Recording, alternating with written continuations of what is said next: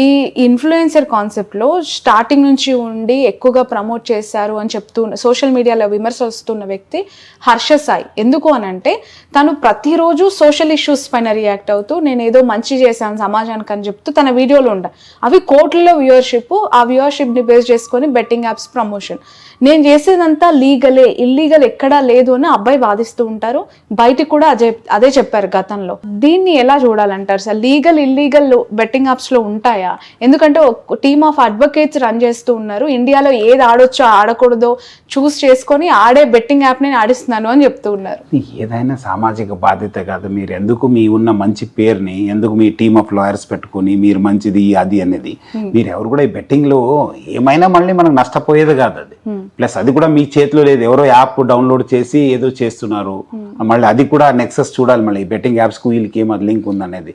So ultimately అది అర్థం చేసుకోవాలి. పర్మిషన్ ఉన్న వాటిని ఆడిస్తున్నానని చెప్పడం ఎలా చూడాలి? పర్మిషన్ ఇక్కడ బ్యాండ్ యాక్టివిటీ కాదు. మన బోత్ స్టేట్స్ లో ఆ పర్మిషన్ అనేది ఎక్కడ ఉంది అని పర్మిషన్ అనేది లేదు కదా.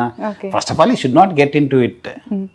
ఇంత సొసైటీ పైన మంచి ఇది ఉన్నవాడు ఈ should not get in to it. Okay, ఏం సార్ నెక్స్ట్ ఎలా ఉండబోతున్నాయి చర్యలు? సూర్యాపేటలో ఆ కేసు ఇన్సిడెంట్ చూసాం. హర్ష సాయి ఉన్నారు, చాలా మంది ఇంకా ఇన్ఫ్లుయెన్సెస్ కనిపిస్తున్నారు మన కళ్ళ ముందు. సో వాళ్ళ పట్ల ఎలాంటి సెక్షన్స్తో చర్యలు ఏ విధంగా ఉండబోతూ ఉన్నాయి? Definitely local police investigate take up చేశారు. ఆయన కూడా లేరన్నారు. ప్లస్ వాళ్ళు కూడా ఎవరెవరు ఏమన్నారని కూడా లోకల్ కొంత ఇన్ఫర్మేషన్ కూడా కలెక్ట్ చేస్తున్నారని చెప్పి తెలిసింది. వాళ్ళ బ్యాంక్ అకౌంట్స్, వాళ్ళు చేసిన ప్రాపర్టీస్, ఎక్కడెక్కడ తిరిగారు, ఎవరెవరు దీనికి ఇన్ఫ్లుయెన్స్ అయినా కూడా బయట వస్తే దాన్ని హోలిస్టిక్గా మనము రావచ్చు. ఇప్పుడు వాళ్ళ ద్వారా నష్టపోయి మా లైఫ్ని ఇలా కోల్పోయాము అని ఒకవేళ మీ దగ్గర కావచ్చు పోలీస్ స్టేషన్కి వెళ్ళి కంప్లైంట్ చేస్తే ఎలా ఉంటుంది సార్? డెఫినెట్లీ కేసు కట్టాల్సిందే కదా, పోలీసు కట్టాల్సిందే. ఎందుకంటే నష్టపోయినారంటే డెఫినెట్లీ ఈయన చేయడం వల్ల నష్టపోయినారంటే దట్స్ వాట్ కదా. మనం అది పాత మన సైబరాబాద్ కేసు చూస్తే that's what is the thing that because ఇప్పుడు కూడా అలాంటి రికవరీ థింగ్స్ ఏమైనా ఉండబోతున్నాయా అనేది నాకు లేదు. అంతే లేదు. దాంట్లో మీరు మన ఆర్సీఎస్ అయిపోయిన కేసు అయినప్పుడు that person he's clearly told because of his promotion only I have lost the money అని చెప్పి క్లియర్ కట్ రాసినారు.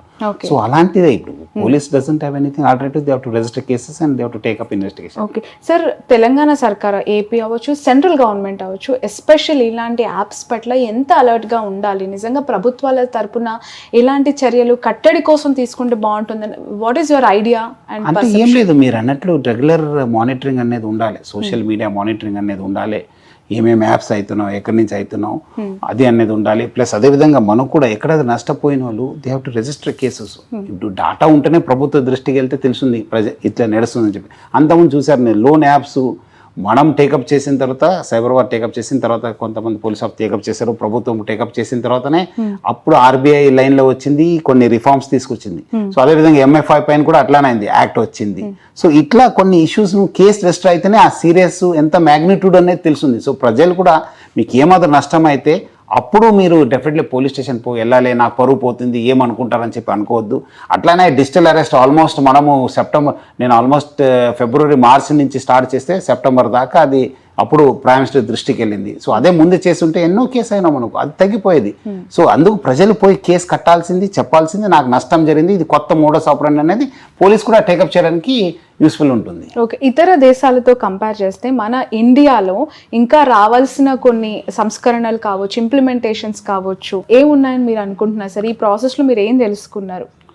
అంటే మెయిన్ ఏమంటే మనకు కూడా కొంచెం ప్రోయాక్టివ్గా అవగాహన ఉండాలి, ప్రోయాక్టివ్గా ఉండాలి. మనం కూడా అందరినీ ఒక నెట్వర్క్లో తీసుకురావాలి, అందరూ కూడా కలిసి పని చేయాలి. అప్పుడే అవుతుంది, లేదంటే కాదు. చాలా బికాజ్ ఈ టెక్నాలజీ ఉండడంతో స్ప్రెడ్ అనేది చాలా ఫాస్ట్గా ఉంది. ఇటు మీరు అదే యాప్ని మీరు అక్కడ చిత్తూరులో కూడా ఆడవచ్చు, ఇక్కడ ఆదిలాబాద్లో కూడా ఆడవచ్చు, శ్రీకాకుళం కూడా ఆడవచ్చు, మహబూబ్నగర్ కూడా, ఎక్కడైనా మీరు టెక్నాలజీ కాదు. అంతకుముందు ఎవరో ఒక గ్యాంగ్ కలిసి ఇక్కడ ఆడిపిస్తాను అది అనేది లేదు కదా concept. So that is what is the power of technology. మనం కూడా అదే టెక్నాలజీ వాడుకొని మనం we have to work for the society. Okay, మీ పిలుపుతో చాలా మంది సెలబ్రిటీస్ ఆడిన వాళ్ళు ఉన్నారు, వాళ్ళు వచ్చి సారీ చెప్తున్నారు. ఆడని వాళ్ళు దీన్ని సే బై టు బెట్టింగ్ యాప్స్ అని చెప్పి దీన్ని బ్యాన్ చేయాలని చెప్పి పిలుపునిస్తూ ఉన్నారు. ఏ విధంగా అనిపిస్తుంది సార్? మంచిది కదా, ఒక మంచిది కదా. ఒక ఇష్యూని బయట వచ్చారంటే it's a good thing for the society. మనకు కూడా మనకేమి దీని నుంచి మనకేమి వచ్చేది కాదు, పోయేది కానీ, బట్ ఒక సొసైటీలో ఒక ఇష్యూ ఫ్లాగ్ అయింది కదా.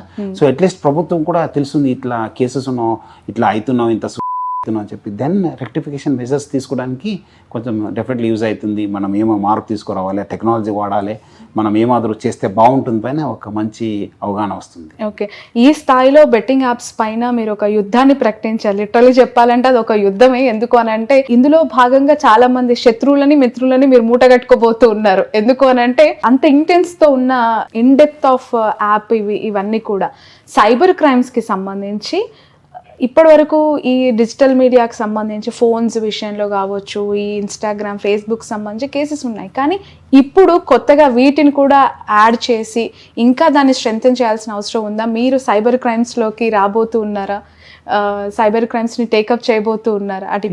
నేను లాస్ట్ 3.5 years నుంచి I been continuously tweeting on cyber crimes. ఇది భాగంగా ఇది వచ్చింది, కానీ మనకు ప్రజలు ఒక అవేర్నెస్ ఉండాలని చెప్పి. ఎందుకంటే చాలామంది బికాజ్ నేను ఆల్మోస్ట్ 5 జిల్లాలో పనిచేశాను, సైబరాబాద్లో చేశాను, ఆల్మోస్ట్ 20-25 years ఆఫ్ ఎక్స్పీరియన్స్ అయింది కదా. డెఫినెట్లీ ప్రజలు వింటారని చెప్పి, డెఫినెట్లీ ఇది ఒక మంచి ఇది ఉంటుందని చెప్పి టేకప్ చేయడం జరిగింది. అంతకుముందు కూడా చాలా ఇష్యూస్ పైన కూడా లాట్ ఆఫ్ స్పందన వచ్చింది మనకు. Okay okay sir, coming to ఆర్టీసీలోకి వచ్చేసి మీరు మాకు దూరం అయ్యారు అనే వాళ్ళకి ఈరోజు ట్విట్టర్లో మళ్ళీ దగ్గర అవుతూ ఉన్నారు. ఎలా ఉంది సార్? 9,000 బస్సులు ఉన్నాయి తెలంగాణ రాష్ట్రానికి, అయినా బస్సుల్లో సరిపోతలేదు, ప్లేస్ లేదు అని చెప్పి కొట్టుకుంటున్న వాళ్ళ సంఖ్య కూడా ఆ స్థాయిలోనే ఉంది. జనాలు ఫ్రీ బస్ అని చెప్పి ఎక్కువగా వస్తూ ఉన్నారా? మీరు పెట్టిన బస్సులు జనాలకు సరిపోవట్లేదా? డెఫినెట్లీ ఇది మహాలక్ష్మి ఒక చారిత్రాత్మక స్కీము, మేలు జరిగే స్కీము మహిళలకి అందరికీ. సో దానివల్ల డెఫినెట్లీ మన ఆక్యుపెన్సీ కూడా బాగా పెరిగింది. ఆల్మోస్ట్ 30% ఆక్యుపెన్సీ పెరిగింది. అప్పుడు అంతకుముందు మనం ఏదో 30% ఆక్యుపెన్సీ పెరిగిందంటే డెఫినెట్లీ అయింది. మనం కూడా ఈ మధ్యలో కొత్త బస్సెస్ కొన్నాను, ఈవీ బస్సెస్ తీసుకున్నాను, బస్సెస్ కూడా అడుగు చేశాను. ఐ థింక్ వచ్చే రోజు బాగానే ఉంటుందని చెప్పి అనిపిస్తుంది. అక్కడక్కడ కొన్ని సమస్యలు వస్తున్నాం కానీ బట్ మెజారిటీ బాగా స్మూత్గా ఇంప్లిమెంట్ అయింది. బట్ హైదరాబాద్ బేస్ చేసుకుని జిల్లాలకు వెళ్ళే బస్సుల సంఖ్య బాగా తగ్గిపోయింది అనే విమర్శ ఒకటి వస్తుంది సార్, దాన్ని ఎలా చూస్తూ ఉన్నారు? లేదు, తగ్గలేదు. అది అంటే చాలా మంది ఏదో ప్రచారం చేస్తున్నారు కానీ ఆల్మోస్ట్ ఇప్పుడు మనము ఇంకా ఒక 10,000 బస్సెస్ దాటిపోతుంది. ఒక ఈ నెక్స్ట్ ఏప్రిల్ మీద కన్నా మనము బస్సు దాటిపోతాం. సో అంతకంటే బస్సు ఎక్కువ చేయడం, కొత్త బస్సెస్ రావడం జరిగింది. ఆల్మోస్ట్ ఇప్పుడు మనము అంతకుముందు మనము హైర్ బస్సెస్ 3,000 అయితే మన ఆర్టీసీ బస్సెస్ 6,000. ఇప్పుడు ఆల్మోస్ట్ సగం బస్సెస్ కొత్త బస్సెస్ తీసుకున్నాం మనము. సో అట్లా లేదు, మంచిగా ఉంది ఇప్పుడు. ఓకే, సజ్జనార్ గారు వచ్చిన తర్వాత ఆర్టీసీ పరిస్థితి గురించి మాట్లాడాలంటే చాలా ఇష్యూస్ ఉన్నాయి. ఇప్పుడు కొత్తగా బెట్టింగ్ యాప్స్ గురించి మాట్లాడుతున్నారు ఆయన. ఇక్కడున్న సమస్యలకి పరిష్కారం ఏంటి అని ప్రశ్నిస్తూ ఉన్నారు. సమ్మె నోటీస్ ఇచ్చారు చాలా మంది. ఏం సార్, సమ్మె ఉండబోతుందా next month? Time will answer అంతే. చిన్న చిన్న కారణాలతో చాలా మందిని తీసేశారు, దగ్గర 500 మంది. చిన్న కాదు, అది ఒక సిస్టమేటిక్ వే ఉంటుంది మీకు. అక్కడ అయిన తర్వాత ఒక 3 levels ఆఫ్ అపీల్స్ ఉంటాం. 3 levels ఆఫ్ అపీల్లో ఆయన ఫిక్సప్ కాకపోతే డెఫినెట్లీ ఏమనుకుంటున్నారు? ఇర్రెస్పాన్సిబిలిటీయా లేదంటే అంటే ఏమి తాగి బండి నడపడం అనేది ఎట్లా చాలా ఆడవాళ్ళని ఇబ్బంది పెట్టి ఆడవాళ్ళు ప్యాసింజర్స్తో కండక్టర్స్తో బిహేవ్ చేస్తే వాళ్ళని సంస్థలు ఉంచుకోవాలి, బయటపడేయాలి ఖచ్చితంగా. మళ్ళీ అదేవిధంగా మనము మన వచ్చే ఆదాయానికి గండి కొట్టేస్తే మీరే ఒక సంస్థ నడిపిస్తున్నారు, ఎవరో మీ కెమెరామన్ మీ కెమెరా తీసుకెళ్ళి బయట వేరే వాళ్ళతో చేస్తే మీరు ఆ గండి కొట్టినట్లే కాదు మీకు. అది ఒప్పుకోవాలా నేను, ఎందుకంటే ఈ సంస్థకు ప్రతి ఒక్క రూపాయి కూడా అవసరం ఉంది మనకు. సో అలాంటి ఉన్నప్పుడు రకరకాల కారణాలు, అది ఎండి దాకా రావు. అవి చాలా మంది ఏదో భ్రమేలో ఉన్నారు, ఎండి దాకా ఇష్యూనే రాదు. అంతే అక్కడ ఈడీ లెవెల్నే అయిపోతుంది. అది అంతే, మనకు అది మేనేజ్మెంట్కి అది ఇష్యూ ఉన్నది. వాళ్ళకి 3 levels ఆఫ్ అపీల్స్ ఉంటాయి వాళ్ళకి. ఓకే సరే, ఆర్టీసీ ఎప్పటి నుంచో కూడా ఒక విమర్శ, అది ఏ ప్రభుత్వం ఉన్నా కూడా. నేను మిమ్మల్ని ఒక ఆఫీసర్గా ఈ క్వశ్చన్ అడుగుతూ ఉన్నాను. ప్రైవేటైజేషన్ దిశగా అడుగులు పడుతున్నాయి అనేది అది ఎప్పుడు కూడా లైవ్ లో ఉంటుంది.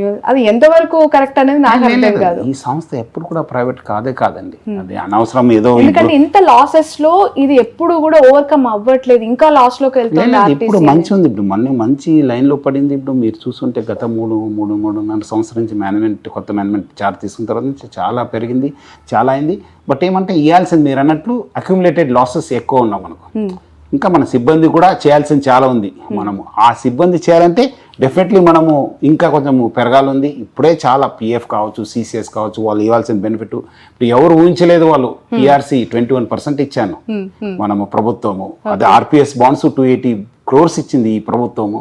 అదేవిధంగా డిఏ ఈరోజు అప్ టు డేట్ డిఏ ఇచ్చిన సంస్థ అంటే మా సంస్థ, ఆర్టీసీ సంస్థ. అదేవిధంగా ఇన్సెంటివ్స్, మంచి హెల్త్ ఫెసిలిటీస్ ఇచ్చిన సంస్థ ఈరోజు ఎక్కడ ఉందంటే మా సంస్థ ఆర్టీసీ. ఈరోజు మంచి ఒక ఆర్టీసీ హాస్పిటల్ ఉంది. బట్ ఏమంటే ఇవి కూడా ఉన్న పాజిటివ్ సైడ్ నెగిటివ్ సైడ్ కూడా ఉన్నావు కొన్ని మనం ఇవ్వాల్సింది ఉంది. బట్ మన ఫైనాన్షియల్ హెల్త్ ఇంప్రూవ్ అయితే అవి కూడా కొన్ని రోజులు ఈ సంవత్సరం కాకుండా నెక్స్ట్ ఇయర్ అయినా it will be stream lined. Okay, మీరేమో చాలా మంచిగా వెళ్తోంది, స్ట్రీమ్ లైన్లో పడింది అంటున్నారు. ఆర్టీసీ నష్టాలకు సంబంధించి పదే పదే మాట్లాడుతూ చాలా మంది చేసే మరొక కమెంట్, ఇక్కడ ఇచ్చిన ఫ్రీ బస్ పథకం అనేది ఇంకా నష్టాల్లోకి పూర్తి చేసింది అని చెప్పి. లేదు అట్లా కాదు, మనకు రెవెన్యూ కూడా పెరిగింది కదా, మన ఆక్యుపెన్సీ పెరిగింది, గవర్నమెంట్ ఇచ్చే సపోర్ట్ కూడా మనకు బాగా పెరగడంతో ఇంకా సంస్థ బాగా అయింది. ఇప్పుడు ఫస్ట్ ఇయర్ గానే మనకు అంత రిజల్ట్స్ మీకు కనిపించకపోవచ్చు, మనం ఇచ్చేది బికాస్ బాగా ఇష్యూస్ ఉండడంతో. ఇంకా వచ్చే సంవత్సరం మనం యాజ్ వి గ్రో కదా, as we get more support from the government, this సంస్థ will be very good. Financial health కూడా బాగా ఇంప్రూవ్ అవుతుంది, అందరు కూడా బాగా జరుగుతుంది. ఫ్రీ బస్ పథకాన్ని జమ్మూ కాశ్మీర్లో అనుకుంటా కొత్తగా ఇంప్లిమెంట్ చేయాలని చెప్పి అక్కడ రాష్ట్ర ప్రభుత్వం భావిస్తుందంట సార్. ఎలా చూస్తున్నారు సజ్జనార్ గారు మీరు? అంటే ఫ్రీ బస్ అనేది ప్రజా రవాణా వ్యవస్థకు ఒక మేలు జరిగే స్కీము. మనము కొంత అడ్యుకేట్ బస్ ఉండాలి, అడ్యుకేట్ స్టాఫ్ ఉండాలి, ప్రజలు కూడా అవేర్నెస్ ఉండాలి. మనం ఏదో ఈరోజు చాలా మంది అన్నొద్దుగానే మన చాలా మంది మహిళలు ఎక్కడ కావాలి బస్సు ఆపండి అని చెప్తారు, దానివల్ల కూడా గొడవ అవుతుంది. మన బస్సెస్ మన డ్రైవర్స్ కండక్టర్స్ పైన కూడా ప్రెషర్ పడుతుంది, ట్రావెల్ టైం కూడా ఇంక్రీజ్ అయింది. మీరు అది ఎందుకంటే ఇది చాలా మేలు జరిగే స్కీమ్ వల్ల మహిళలు కూడా చాలా మంది అంతకుముందు తిరిగే వాళ్ళు కాదు, హాస్పిటల్స్ కావచ్చు, ఇక్కడ హైదరాబాద్ వచ్చేది కావచ్చు, వాళ్ళు పర్సనల్ ఇష్యూస్ కోసం వచ్చేది, కానీ ఇప్పుడు బయట తిరుగుతున్నారు, బయట వెళ్తున్నారు. దానివల్ల కూడా ఎంపవర్మెంట్ కూడా అయింది, కొంచెము వాళ్ళు కూడా ఆదాయం కూడా పెరిగింది, సేవింగ్స్ పెరిగింది. ఈరోజు నేను చాలా మంది మహిళలతో మాట్లాడితే వాళ్ళు almost 4,000 to 5,000 rupees monthly they are saving on their pocket money and they are paying their school children's fee. So ఇది మంచి స్కీమే, బట్ ప్రొవైడెడ్ గవర్నమెంట్ సపోర్ట్స్. ఎక్కడ గవర్నమెంట్ ఇక్కడ మనకు మంచి సపోర్ట్ ఉంది, మనము లాగగలుగున్నాను. ఎక్కడ సపోర్ట్ లేదు, definitely the scheme will fail. Okay